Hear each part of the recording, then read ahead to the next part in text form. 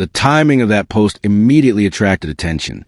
The post appeared shortly after the ejection, and it was interpreted by many people as being connected to what had just happened on the court. Carrington later pushed back against the idea that the post was being interpreted correctly, saying people were misrepresenting its meaning. But by then, the conversation had already exploded.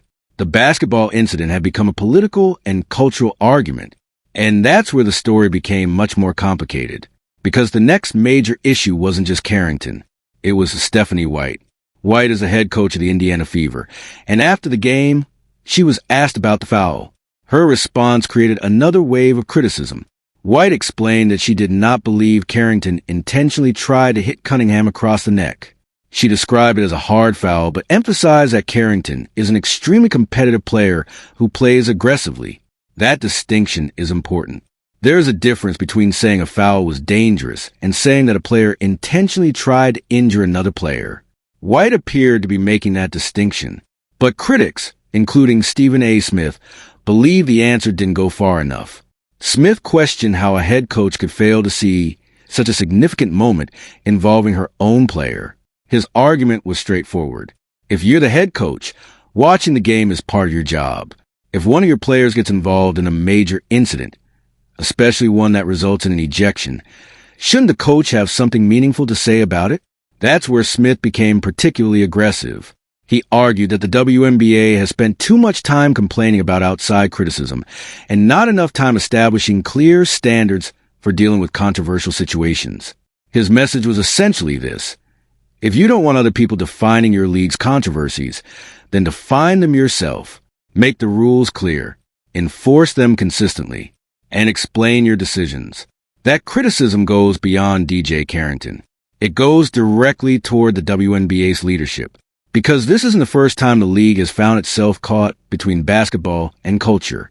The WNBA has experienced a massive increase in attendance. Stop acting like somebody that's speaking up on behalf of girls, like a Sophie Cunningham, like a Riley Gaines, are scourges of the earth. That is an irresponsible thing to do. You are a coach for a female basketball. And with that attention comes a much larger audience. More viewers means more opinions. More opinions mean more social media arguments. And every controversial play can quickly become something much bigger than the game itself. That is exactly what happened here. The Cunningham-Carrington incident became a debate about whether the league is consistent when punishing players. Some viewers believe Carrington deserved the ejection. Others believe the play was a basketball mistake rather than an intentional attempt to hurt Cunningham. Then there was a social media post, and that created an entirely separate argument. Was it connected to the incident? Was it misunderstood? Was it simply poorly timed? Or was it part of a larger frustration between players and fans? Those questions remain at the center of the controversy. Another major part of the story involves Caitlin Clark. Clark has repeatedly shown a preference for keeping the focus on basketball.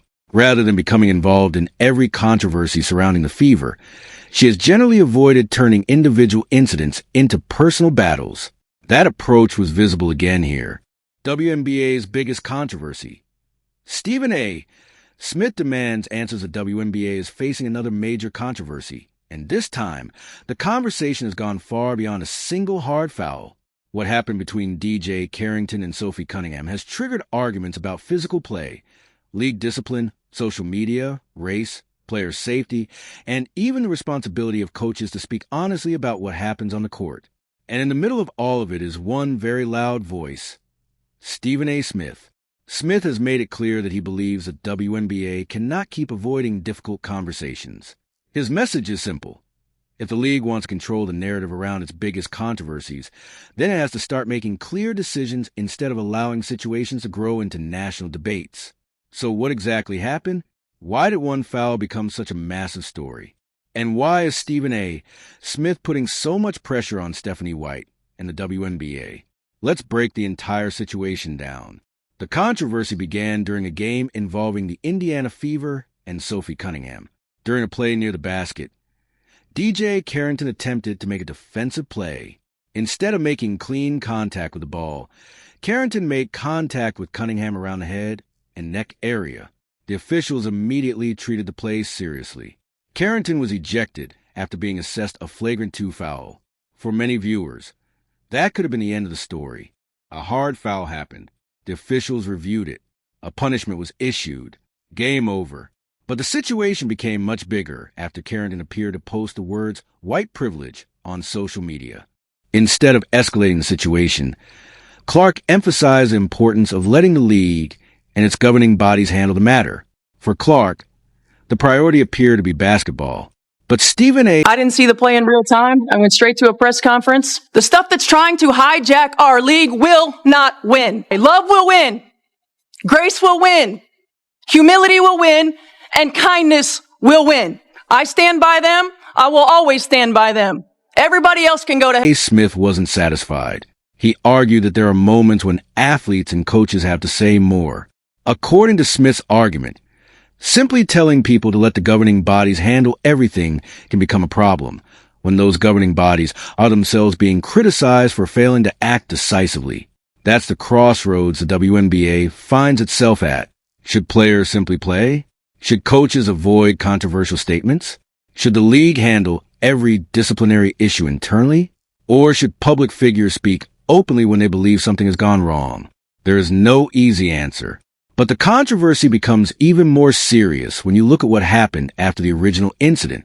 According to the source material, Carrington was later involved in additional physical plays against opponents, including contact above the neck. That reignited the debate over whether the original punishment had actually changed anything. Critics began asking a simple question. If a $1,000 fine is a punishment, does it actually discourage dangerous behavior? That's where Stephen A. Smith's do something or suck it up argument comes into the conversation. His frustration is not necessarily limited to one player. His larger complaint is that the league needs to establish a clear standard. If a play crosses a line, punish it. If a social media post violates league policy, address it. If the behavior doesn't violate a rule, explain why. But leaving everything unclear creates an environment where fans fill in the gaps themselves.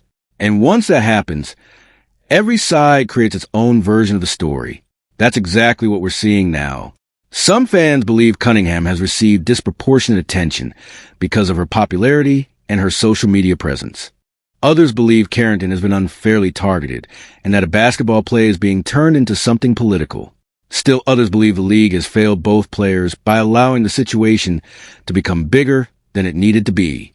There's another important element here. The role of race in the conversation. The phrase white privilege immediately changed the direction of the story. Instead of being only about a basketball foul, the controversy became part of a much broader discussion. Some commentators argued that bringing race into the situation was inappropriate. Others argued that racial dynamics cannot simply be ignored when players and fans are discussing how different athletes are treated. This is one of the most difficult parts of the controversy because people are approaching the same event from completely different perspectives. One side sees a dangerous basketball play and a controversial social media reaction. Another side sees a player expressing frustration about a larger pattern of treatment. And another side believes the entire argument is being amplified by social media because controversy attracts attention. That's why the WNBA has such a difficult job right now. The league is growing. Its stars are becoming more recognizable. Its games are attracting audiences that may not have followed women's basketball closely in previous years. But growth also means scrutiny. Every hard foul becomes a headline. Every post becomes a screenshot. Every interview gets clipped. And every controversial statement can be viewed millions of times. That puts enormous pressure on coaches and players. Stephanie White is now caught in one of those situations. As a coach, she has a responsibility to support her players, but she also has a responsibility to acknowledge when something goes wrong. Finding that balance is extremely difficult.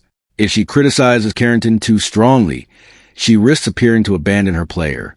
If she defends Carrington too strongly, critics may accuse her of ignoring the seriousness of the foul. And if she refuses to comment, people like Stephen A. Smith will ask why she isn't saying more. There is no perfect answer. But there is one thing the WNBA can control. Its rules. The league can decide what type of physical contact deserves an ejection. It can decide what type of social media conduct violates league standards. It can decide whether a fine is enough or whether additional discipline is necessary. And most importantly, it can communicate those decisions clearly. That may be the biggest lesson from this controversy, because fans don't always need everyone to agree. They need consistency. If one player receives a certain punishment for a specific action, fans expect another player to receive comparable treatment for the same type of action. Without consistency, every decision becomes controversial. And once fans stop believing the rules are being applied fairly, trust begins to disappear. That is why Stephen A. Smith's criticism has gained so much attention. Whether you agree with him or not, he is forcing a conversation that the WNBA cannot easily avoid. The league is no longer operating in a quiet media environment. The WNBA is now part of mainstream sports culture. Its players are celebrities. Its games generate viral clips. Its controversies are discussed on ESPN, podcasts, YouTube, TikTok, X, and every major sports platform. That means the league has to be prepared for criticism. And it also means players have to understand that every public action can become part of a much bigger conversation. DJ Carrington's situation is a perfect example. One play became a flagrant 2 ejection. The ejection was followed by a controversial social media post. The post created political arguments. The arguments brought in commentators. The commentators brought in Stephen A. Smith. And suddenly, a single basketball game became a national debate about the direction of the WNBA. That's how quickly modern sports works. The final question is whether the league will actually learn from it. Will future controversial plays receive clearer explanations? Will the WNBA establish a more consistent standard for physical contact? Will social media controversies be addressed directly? And will coaches be expected to speak more openly when incidents involve their own players? Those are the questions that matter now. Because the biggest issue isn't whether Stephen A. Smith is right about every detail. He isn't. And the people defending Carrington aren't necessarily right about every detail either. The bigger issue is whether the WNBA has a system strong enough to handle disagreement without allowing every controversy to become a crisis. The league doesn't need everyone to agree. It needs rules that people understand. It needs discipline that people can predict. And it needs leadership that is willing to explain difficult decisions. Caitlin Clark has chosen to keep her attention on basketball. Stephanie White has defended her player while acknowledging that the foul happened. DJ Carrington has pushed back against interpretations of her social media post. Stephen A. Smith has demanded stronger action from the league. And fans are still arguing about all of it. So now the pressure is on the WNBA. Because if the league wants the attention that comes with becoming bigger and more popular, it also has to accept the responsibility that comes with that attention. Every controversial moment will be analyzed, every decision will be questioned, and every punishment will be compared to the next one. The WNBA has an opportunity here. It can turn this controversy into another endless social media fight, or it can use it to make its policies clearer, its discipline more consistent, and its communication stronger. That choice belongs to the league. And until that happens, the debate surrounding DJ Carrington, Sophie Cunningham, Caitlin Clark, Stephanie White, and Stephen A. Smith is probably not going away anytime soon. So what do you think?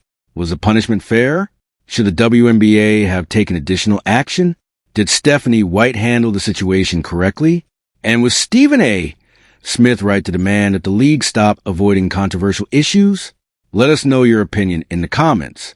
And if you want more updates, analysis, and the biggest stories from the world of basketball, make sure to subscribe.